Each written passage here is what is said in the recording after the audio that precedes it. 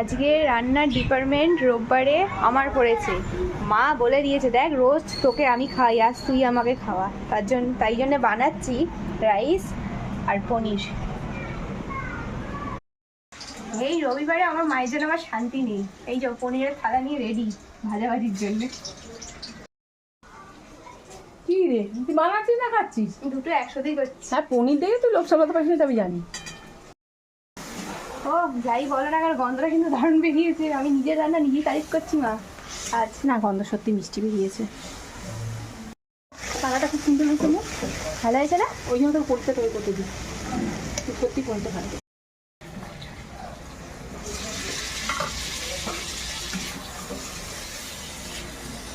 Finally paneer हो गया है।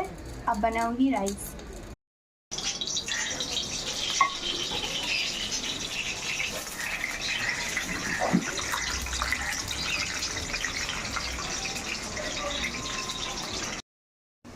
এবার আমি রাইসের জন্য সবজিগুলো ভাজা ভাজা করে নেবো।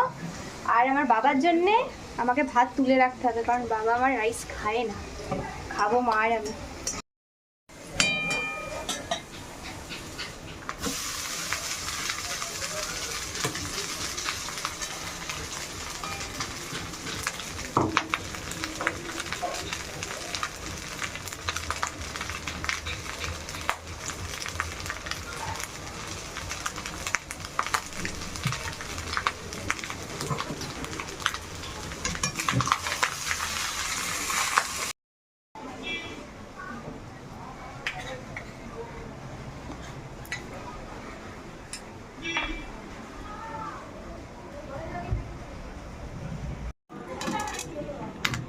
এখন আমার রান্না বান্না শেষ, আমার মায়ের রান্না চালু।